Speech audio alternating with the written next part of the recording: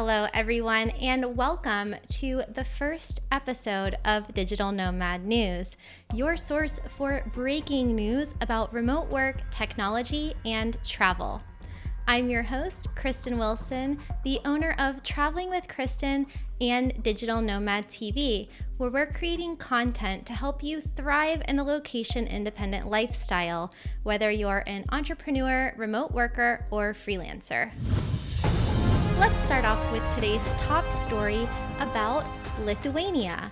That's right, Lithuania. If you're already a digital nomad insider, then you're probably familiar with Estonia's E-Residency scheme, which is a program for digital entrepreneurs to be able to set up a remote company within minutes from anywhere in the world. So they can open a company in Estonia, open an online bank account, and get a tax ID number. But most importantly, they can get access to the European market. Well, it seems that Estonia's neighbor to the south, Lithuania, had similar ideas. On July 16th, Lithuania's parliament announced that they too passed an amendment for a digital nomad e-residency scheme. The program is set to take effect in 2021, and like Estonia's program, you'll be able to open a company online with an operational bank account and tax ID. Stay tuned for more on this story. Both Estonia and Lithuania are Baltic states located in Northern Europe, and they're both underrated digital nomad destinations in my opinion. Both of the countries are known to be two of the most digitized nations in the world. They have fast internet and a great quality of life. You can learn more about the digital nomad lifestyle in Estonia in this new video right here. And stay tuned for more as we have some videos coming up about Lithuania itself, including a tour of the futuristic blockchain center in Vilnius, interviews with the founders, and a few of the startup companies in their incubator. We also have a tour coming up of some co-working spaces in Vilnius's downtown Old Town. Next up, healthcare. Healthcare is certainly a hot topic today and a particularly contentious one for American self-employed workers.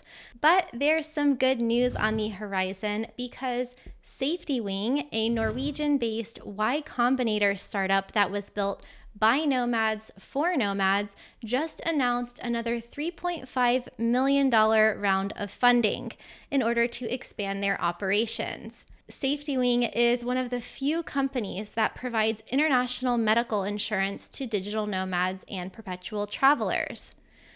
Their CEO, Sander Rausch, said in a recent article to TechCrunch that they are, quote, building the first global social safety net, a welfare state on the internet. If you're interested in checking out some of the insurance plans that SafetyWing offers, SafetyWing's healthcare coverage starts at a very affordable $37 a month. If you'd like more information or to sign up for their healthcare coverage, check out the links in the description below. Next up, the popular digital nomad portal and forum, Nomad List, built by fellow digital nomad Peter Levels, just announced a new makeover. Nomad List 5.0 launched on July 29th and instantly shot to the number 2 position on Product Hunt. The site now boasts over 1 million data points about cities and towns around the world with information such as cost of living, climate, and internet speeds.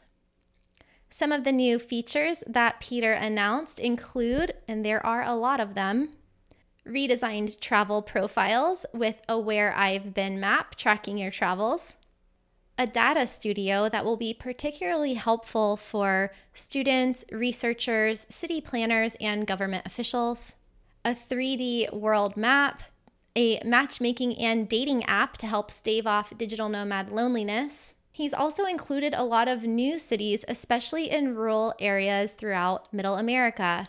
There are new search filters, city recommendations and reviews, and new photos to go with each destination that are going to be crowdsourced and upvoted, and they're all coming from the photo website Unsplash. Nomad List is also pulling in data now from over 300,000 different co-working spaces and places to work remotely worldwide. You can even add a city to your own wish list, kind of like the feature on Airbnb.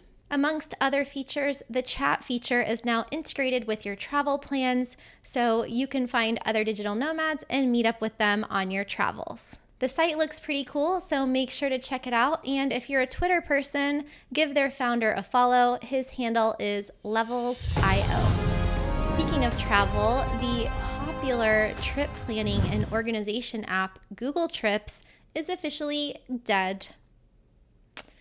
Google announced the news on August 1st, but don't fear because they say that you'll still be able to plan and organize your trip within the Google app. If that doesn't work for you, you can also check out some of their similar competitors, including apps like TripIt. But rest in peace, Google Trips. You will be missed. Moving on. And finally, a topic that's been trending in the mainstream news lately is artificial intelligence. So the question is, when are the robots coming? Are they coming? And is your job at risk? Those are the topics that I talked about in this week's episode of my weekly podcast, Badass Digital Nomads, which is available on Apple, Google Play, and Spotify. We talk about AI, automation, and the future of work, and a few strategies that 9-to-5ers and remote workers alike can use to enhance their value in the workplace, increase their competitive edge, and just overall make themselves more valuable and immune to changes in technology. That's all we have for this week's show. What do you think of these trending news topics? Opine in the comments and make sure to share this episode with all your tech and travel savvy friends. Do you have a breaking news tip? If so, send it to me at hello@travelingwithkristin.com, and we look forward to seeing you here next week on youtube.com/digitalnomad. Ciao for now.